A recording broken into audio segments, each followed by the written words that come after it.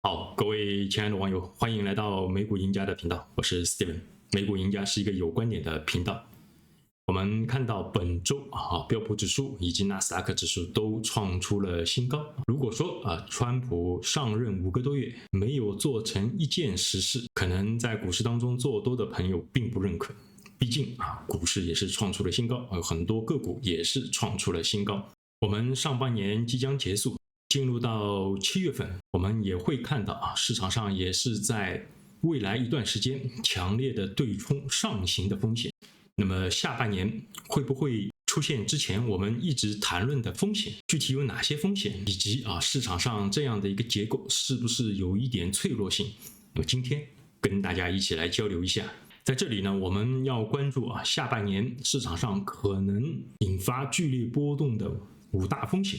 毕竟现在股市在连续创高，但是呢，机构似乎在这样的一个高点并没有增持的信心。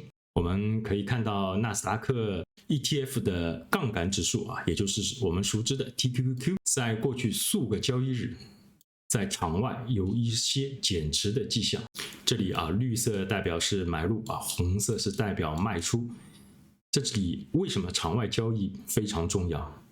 因为我们大部分人集中在场内或者期权交易，但是真正的主力机构大部分因为持仓或者交易量巨大，都在场外进行撮合交易。他们目前在市场的高位的行为也是我非常关注的。从算法统计上来看，过去几个交易日有一些减持。离我们最近的一个重要的消息面就是关税截止日。那么我们知道，在4月2号川普解放日之后，市场大跌。川普在当时也是把关税谈判延后至7月9号。7月9号离我们也是非常近。那么从正面的消息上来看，川普已经表达与中国达成框架协议，正在与20个主要的贸易伙伴进行最后的谈判。那么很多朋友在疑问，是不是与中国真的达成了框架协议？这里呢，我认为应该是达成了。因为从中国外交部和商务部的发言上来看，经过伦敦的谈判，双方已经确认了框架。当然大家还在等待最后的细则公布。那么另外呢，美国与欧盟、墨西哥、越南也将达成协议。虽然川普说与印度即将达成协议，但是印度的官方也是否认了这样的一个说辞。因为我们都知道印度比较滑头，经常待价而沽，所以官方的否认是不是一定是真的，我们还需要拭目以待。那么当然比较确定的就是加拿大宣布6月30号起加征数字服务关税，加征的幅度大概是3%。川普当天获知这个消息之后，也是发推，表现出相当气愤，同时也表达了在7日之内也要让加拿大知道美国会做出如何的反应。加拿大作为美国的主要贸易伙伴，在关税日临近之时宣布加征数字服务关税，似乎也预示着与主要的贸易伙伴谈判并不像川普说的我们即将达成协议，期间应该还是有一些矛盾点。在这里呢美国的财长贝森特相对说比较温和，他也谈到与贸易伙伴的谈判非常困难，有可能在7月9号并不能把所有的谈判全部签订下来，可能将会延期至9月1号。那也就意味着在7月9号并不能与所有的贸易伙伴达成一致性。那么这是不是也会成为市场反转的一个催化剂呢？这个问题其实我们到7月10号就知道了。那么从目前美国市场上与其他市场的股指的反弹幅度上来看，虽然美股已经创下新高，但是整体的幅度相对于欧洲和除美国之外的新兴市场的股市还是相对偏弱。这也是支撑很多多头继续看好市场的一个重要的因素之一。第二个就是企业的利润。那么在上个季度当很多企业公布财报的时候，我们依稀记得很多公司对于未来贸易战关税的不确定性表达了降低全年的预期。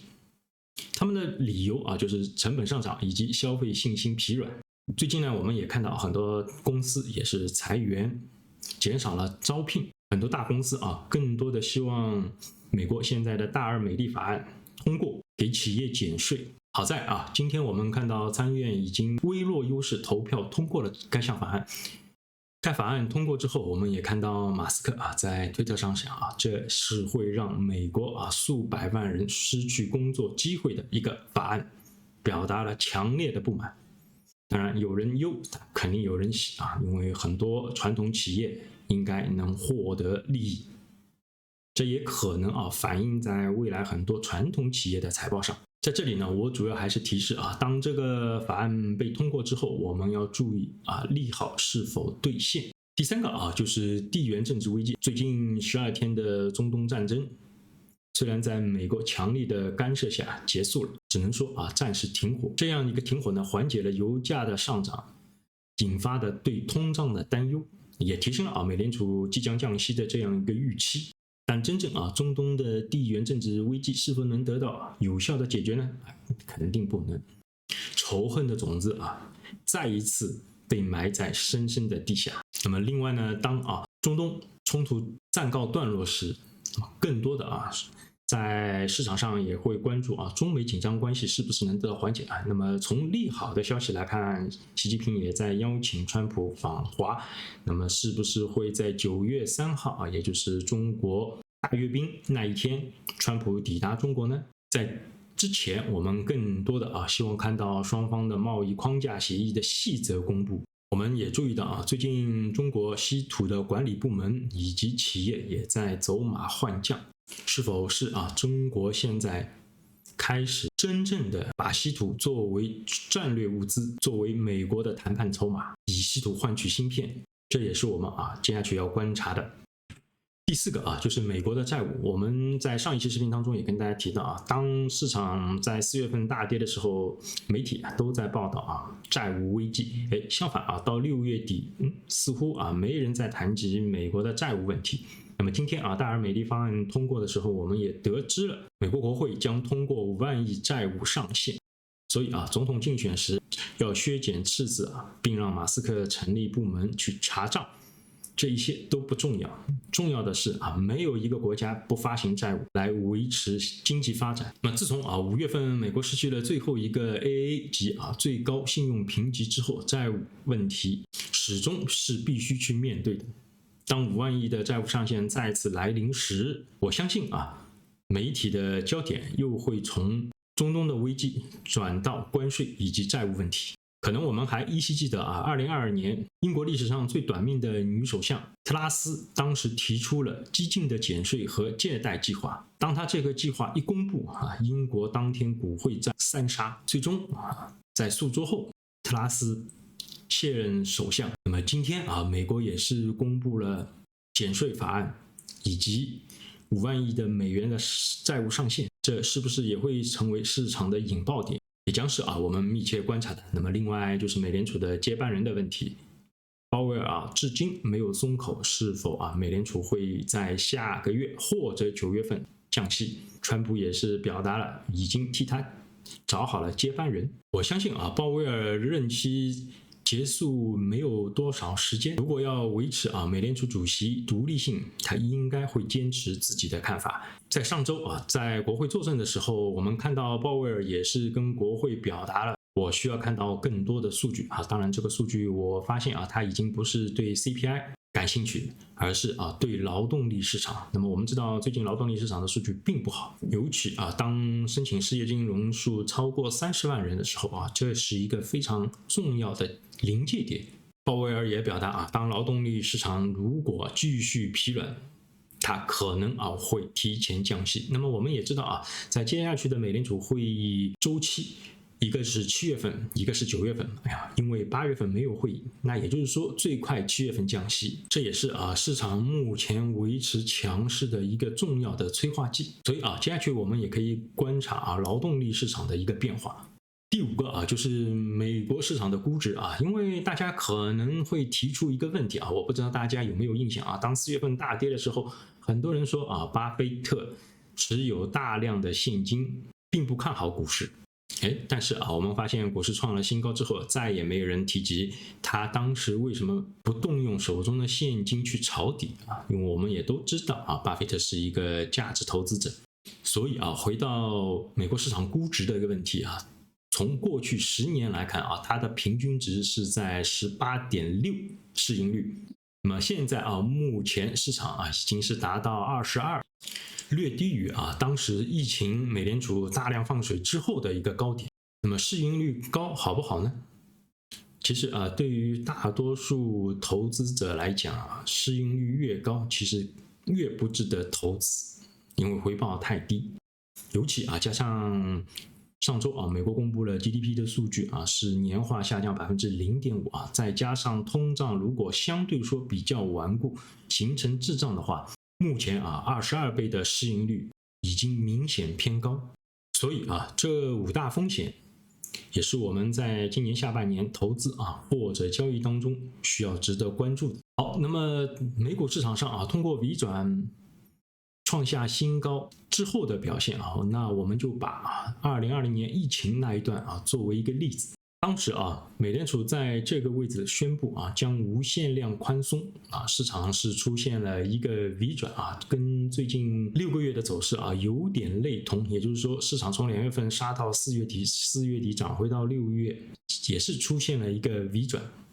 当时我们会看到市场在过之前头部的时候是连续上涨了7天，当达到一个临界值时我们这里就要不得不谈到9月3号也就是2020年的9月3号。我相信很多人已经忘记了当时9月3号发生了什么。这里我们可以回去看一下，当时纳斯达克一天跌掉了 5%。那一天科技巨头像苹果、特斯拉、亚马逊包括NVIDIA 全部暴跌。NVIDIA 在短短的2天之内回调了 20%。那么究其原因这里我给大家罗列了一下当时新闻对于9月3号暴跌的一个看法。其实我认为更多的是当连续上涨之后市场的脆弱性表现出来。尤其这种脆弱性是结构性的，一旦当这种局面出现的时候，很容易引发暴跌。很多朋友就要问什么叫结构性脆弱？这里我们就用最简单的话语跟大家解释也就是说，当市场创出新高，并且不断上升，不断上升，不断上升，不断上升，很多持有现金的人或者做空的人对于市场出现了相反的看法，空头被不断的挤压，不断的挤压，损失惨重。持有现金观望的人是不断加仓买入，加仓买入，加仓买入，因为生怕市场还会一路上涨。同时在场外的期权也是被大量买入，形成了一种结构性的脆弱。也就是说市场大量的头寸都是做多头寸。